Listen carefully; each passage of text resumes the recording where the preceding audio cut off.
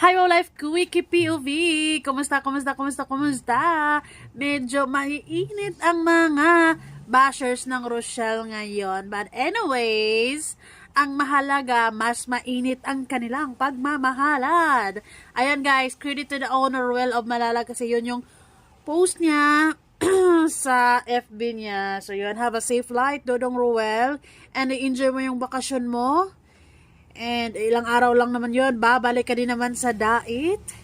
And si Rachel ay yun, for sure magbablog yan, magla-live yan. And we are just here to support sa inyong mga vlogs. Ayun. We miss you actually. We miss yung yung pampakilig. But anyways, ayan, ingat and stay strong of course. Yun ang pinakamahalaga. And stay in love. Ayun.